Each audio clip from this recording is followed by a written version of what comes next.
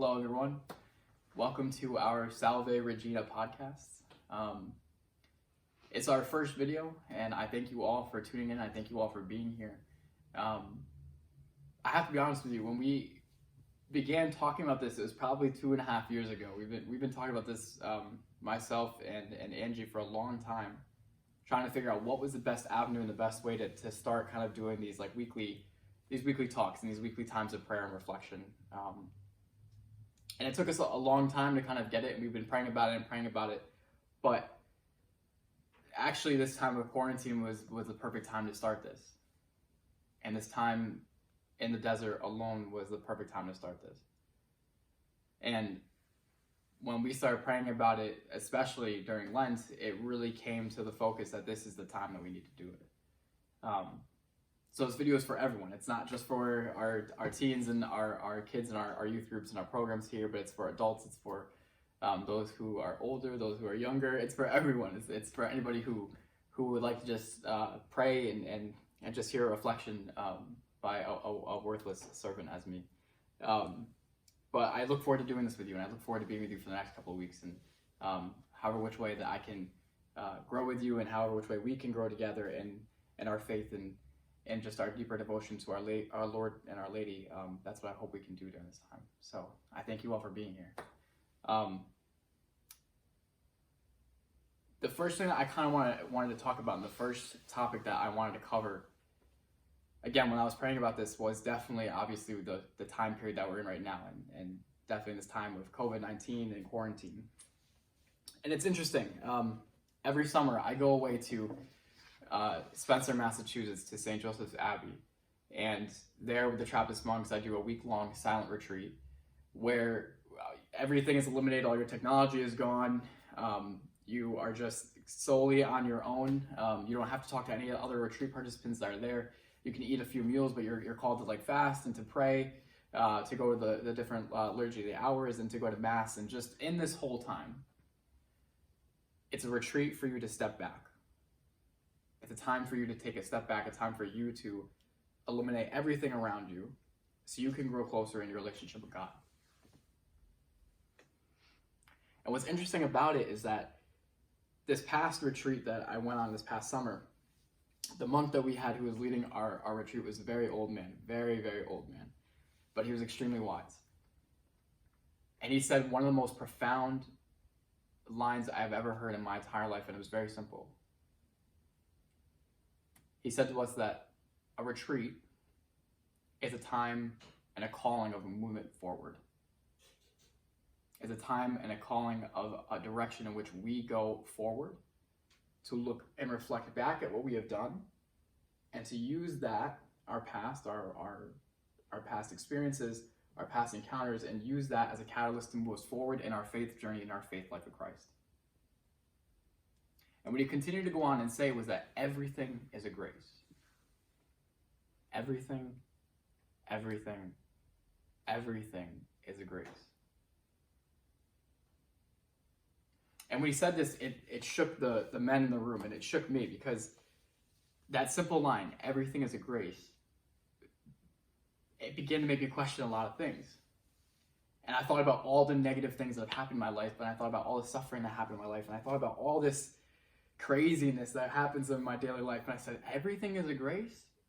And then all the men began to start kind of questioning it, and some of the men that were there said, Father, I disagree with that. And I listened to them and started listening to what they said, and they all kept going to yeah but this, and he kept saying, everything is a grace. Everything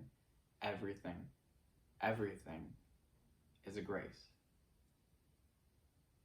And again, they would keep going, yeah, but this. Everything is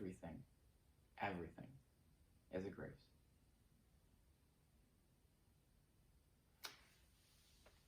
And so I began to really ponder that for my retreat, and it became my focus for the rest of the summer, and has carried into this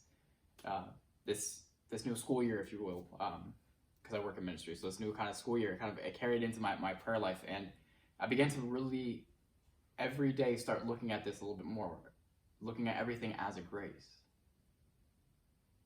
Every trial, every temptation, every suffering as a grace.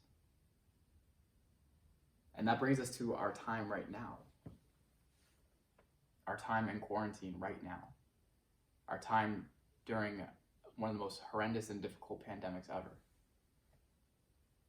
Everything is a grace. And so that's what I want us to focus on today. And in my feeble sense, I will try to explain that as best I can and bring it to fruition and explain to you why this is a time of grace. But I want to start with just talking about Lent first. So if we can reflect back to our Lent, and if we could think back to Lent, even though it was just a couple weeks ago, and Holy Week was just a few weeks ago, I want you to think about your first 20 days versus your last 20 days. If it was anything like me, the first 20 days were filled with a busy schedule. I had retreats, I had youth groups, I had programs, I had classes, the different activities we have at the church during Lent that we do. The busy schedule of still trying to see people and whatnot. I mean, all this craziness happening in our world. And yet we're called during Lent, right, to pray and to fast and to alms give. And we're called during Lent to dive deeper with Christ because he's in the desert. And this is our time to really eliminate our distractions and grow with him. But my first 20 days, I was not doing that. I was focusing on doing everything else, I think, but that. And yet I had these big plans, right? These big plans that we all, every single year, I'm going to do this and I'm going to do that. I'm not going to eat chocolate. I'm not going to watch Netflix. I'm not going to have my TV, all this stuff.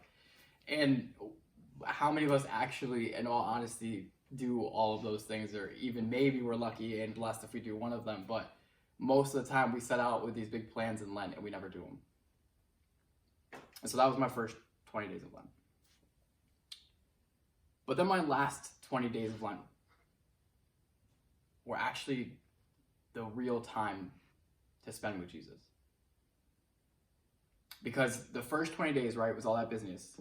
And then when COVID came out, I want to say it was just the last few days of that beginning. I think it was like the 17th, 18th, or 19th day of Lent, whatever. And everything began to shut down. And I was pissed. I mean, I was really mad. And I wasn't mad at God. I was not at all mad at God, but I was mad at our world. I was like, man, like, world, we suck. Like, we really can't get our stuff together. We can't we can't wear masks, or we can't, wear gloves, whatever it is that we need to help this to go away. We social, whatever it is, we could not figure out our way to keep this under control. And because of this, now everything is suffering. So now we can't go to mass, can't have the kids in here for ministry and for our programs. People are unable to get food. They can't go to the stores. They can't do this. They can't go out. They can't work. They're losing their jobs. Man, we suck.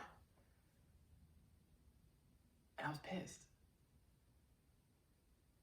And I began internally to kind of take that anger and just kind of let it brood and stir within me. And so I began to kind of push away this idea of Lent, this idea of growing with Christ, this idea of diving deeper with Christ in the desert. I began to push that away.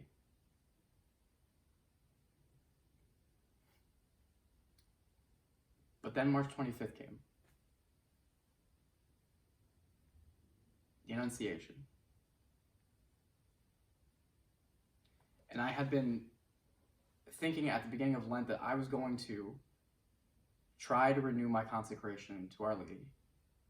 And I was going to start on the Annunciation on March 25th and carry it out, right, for the 33 days, whatever. And as I was sitting there and kind of reflecting that day, and I began to start reading St. Louis de Montfort's book, True Devotion. And as I began to kind of look at the readings of the day and just kind of reflect on what is the Annunciation, right? The day in which Our Lady, at 14 years old, or however old she was struck with so much shock, for an angel came to her and said that you will bear the Son of God. You will bring God made flesh into this world. You will do this. And her response was so simple. It was so beautiful. And many people obviously talk about this all the time, but it's just, behold, I am the handmaid of the Lord. may be done to me according to thy word. Yes. Fiat. She didn't question. Was she surprised? I'm sure she was. And was she shocked? I bet she was. But she just said yes to God and his prompting to do something more. She said yes to the challenge of bringing Christ into this world amidst all the persecution that she was going to go through, all the suffering that she was going to go through. She just said yes.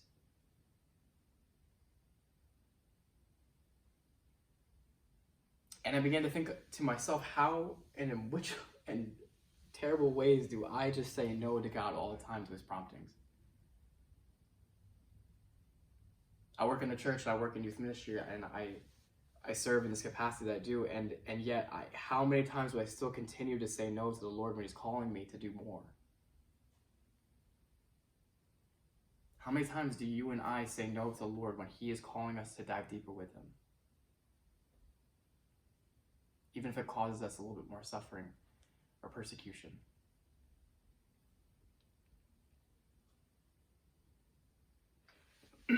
So I began to adjust my routine. I began to change everything that was happening in my life, and I began to start really diving deeper into my prayer. So I'm renewing my consecration, which is amazing. And it's showing me more and more each and every day as I'm reading. It's showing me more and more each and every day how I need to grow better and deeper with God. How I can grow with Our Lady, who will bring me ever close to her Son, Jesus Christ. And I started listening to people during this time in quarantine as we're shutting things down, right? You know, you hear people go, well, where is God? Why is God letting this happen to us? Where is he? And I began to start thinking and reflecting back on my retreat. And as I was going through my notebook during that time in the summer, I went back and I started looking at what the retreat master had said. And he said something, again, so profound. Yes, he said that everything is a grace, but then he continued to go on later on when we had that conversation. He knows people ask in life, and because he's been a priest for so long, he's had people say, where is God? How is God doing this? Why is God doing this? Where is God? He said, God is everywhere. God is everywhere. There is no place that you can go to find him, and there's no place you can go away from him. God is everywhere. And so I began to start telling people, well, God is here. God is with us. God is with us. God is everywhere. And I began to repeat that line over to them. There's no place we can go to find him. There's no place we can go away from him. God is here with us. And so as I said, I began to adjust my routine. I had to put everything online, and I am an old man. I don't know anything about technology. I had to learn what Zoom meetings are and what Google Classroom is, and start teaching on Google Classroom, and do youth group on Zoom, and Bible study through Zoom, and all these things that we were trying to do during Lent online now. And it's so not me, and I'm old, and I don't know any of that kind of stuff, but I began to see the fruits of it, because at the end of the day, we were getting more kids to be here because they couldn't come in the past due to transportation, or because their parents are working, whatever it is that they need to do. They have to take care of things at home, their siblings, whatever it may be. They have to cook, they have to clean, but they could be here now because we had Zoom. They could be here because we had the opportunity for them to be here. They could be here because now we're virtually online. So where they are in their home, where they are in their house, we can meet them. Now we are bringing the faith into their personal lives by actually encountering them and being with them where they're at the level in which they're at. And so more kids were able to come to our programs. More kids we were able to hit, more kids we were able to get here and involved. And again, I still had that kind of, the kids asking and people asking, well, what is this time of quarantine? Why are we in this time of quarantine? Why is God allowing this to happen?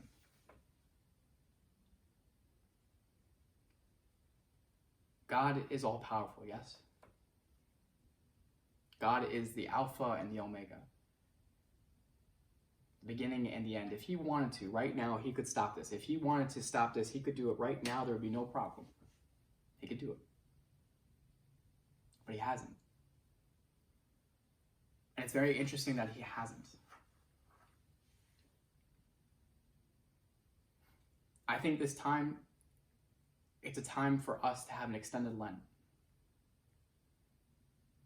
It's an invitation from God that, yes, he did not create this plague. This plague was not created by God. This is not like with Moses and the, all of the 7 different plagues that came and hit Egypt. That this is not that. This is obviously man-made from, I don't know, a bat who ate this, fish who ate that. I don't really know. I don't know. I don't know any of that kind of stuff. But it was made by us. We created this in some way, shape, or form. But God took this negativity. God took this darkness. God took this plague like he does with everything in our lives, the negativity in our lives. He took this and made it an opportunity for us to grow deeper with him. He took this time as a blessing and is giving us this tremendous, tremendous invitation, which is a blessing to be with him in a time in the desert where it's just you and me and him. It's just us one-on-one with him in the desert. That's the beauty of this time. That's the blessing of this time, and it's an invitation. And some of us are taking that invitation. Some of us are beginning to pray more, to pray with our families. I've heard it so many times how families are growing closer together. They're saying rosaries together. They are praying in the mornings and the evenings together. They are saying grace before meals. They are beginning to now dive deeper into a relationship as a family of prayer during this time. They're accepting the invitation from God to grow deeper with him. There are some who are like the Israelites who, when Moses left them to go get the 10 Commandments, they are beginning to get impatient and they start going crazy, and they began to turn their phones, their technology, drugs, alcohol into the idols, and they are creating the golden calves in their lives. And they're using this time to distract themselves from what is really happening. And they're using this time and distracting themselves from discovering themselves better and from realizing that they are longing for something in this life. They have this innate desire in their heart for God. And they're using everything else to distract themselves.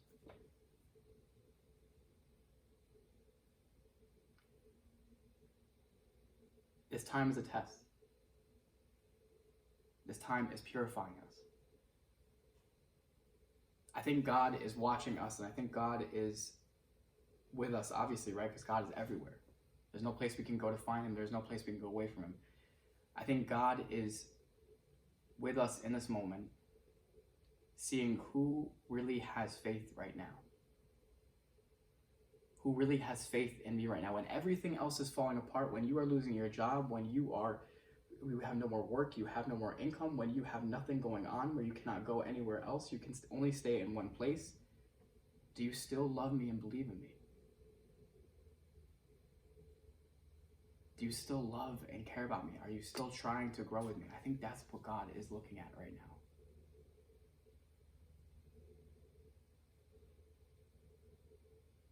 And I think with Our Lady,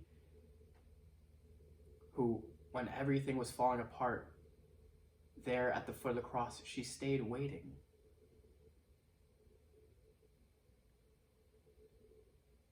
Waiting to finally be able to embrace her son one more time, even though he was dead and he was gone, but to hold him one more time in her arms after he was taken down from the cross. But she stood there waiting even when he was being crucified. She followed him all the way to Calvary, and that's our invitation from Christ. Take up your cross and follow me. Take up your suffering and follow me all the way to Calvary so you can crucify it there. You can crucify yourself there. You can die to me there. And be renewed and born again in the resurrection. In a time that's going to come after this. This is not going to last forever. This time in quarantine, COVID will not last forever. And when it's over, who are we going to be? When we look back at what we did this time, what did we do? Did we choose to grow in a deeper, more authentic and personal relationship with Christ? Or did we choose to turn to everything else besides him to distract ourselves from this time? It is not easy. And Lord knows it is not easy. Someone who has depression and is struggling to be without his kids and to be without his family, to be without his best friends and the people he will love forever and always, to be without these things is very hard for me and it's killing me. It really is. But I'm growing in a deeper appreciation for the Eucharist. While I can't necessarily have it all the time, I'm growing in a deeper love and appreciation for Our Lady, who, like a good mother, consoles me and loves me and wraps me in her mantle and brings me closer to Jesus so I can be with him during this time. She is helping me to understand more and more how much Christ loves each and every single one of us and how much he loves me despite all the faults and insecurities, the issues that I have. And it's because I'm discovering all these things that are wrong with me during this time, and I'm choosing to do something about them by bringing them to Jesus, picking up my cross, picking up all these things that are wrong with me, carrying them to Calvary and crucifying them there with him so that way I can die to him to grow and be a better person. And Lord knows it's better and it's easier said than done, but I'm trying. And that's the point of all this. So my friends, to end this very long reflection here, what are you doing in this time of quarantine? Is your faith increasing or is it decreasing? And how are you trying to authentically grow that personal relationship with Christ? That is what this time is about. Offer it up to Our Lady. She will bring it to our Lord. And you will grow closer with him. So to close, I would like to read to you a very simple psalm, Psalm 91, which can be found in evening prayer. If you do evening prayer, I'm sure you've read it before. But it's a beautiful psalm, and it's one that I think relates very much to right now. To have hope in the Lord amidst everything that's happening, not to fear everything that's happening, not to fear this plague, not to fear this COVID, not to fear this virus, whatever it is, don't fear it, but hope in the Lord. So I'd like to read it to you.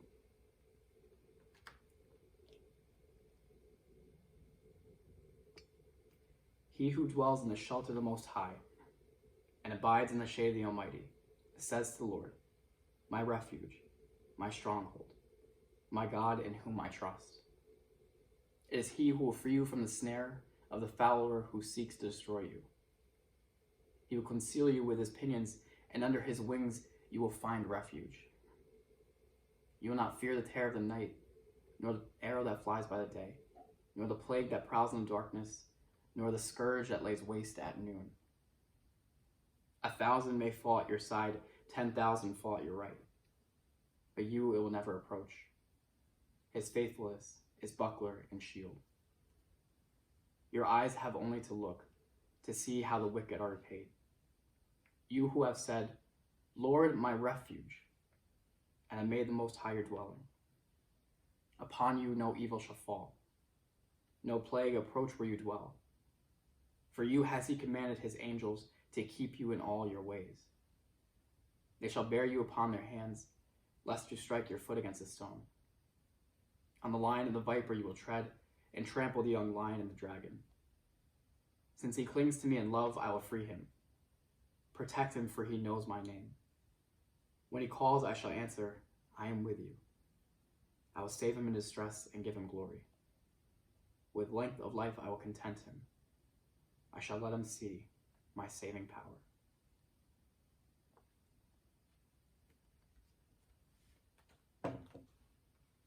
So my friends, I thank you for being with us during this time. I thank you for joining us. Know that we here at St. Peter's are praying for you. Know that we are all thinking about you. We are thinking about you, missing you all. And we look forward to being with you very soon. And so finally, to close at the end, let us pray the Salve Regina prayer. Hail, Holy Queen, Mother of Mercy. Hail our life, our sweetness, and our hope. To thee do we cry, poor banished children of Eve. To thee do we set up our sighs, mourning and weeping in this valley of tears. Turn then, O most gracious advocate, thine eyes of mercy towards us, and after this our exile, show unto us the blessed fruit of thy own Jesus. O clement, O loving, O sweet Virgin Mary. God bless you guys.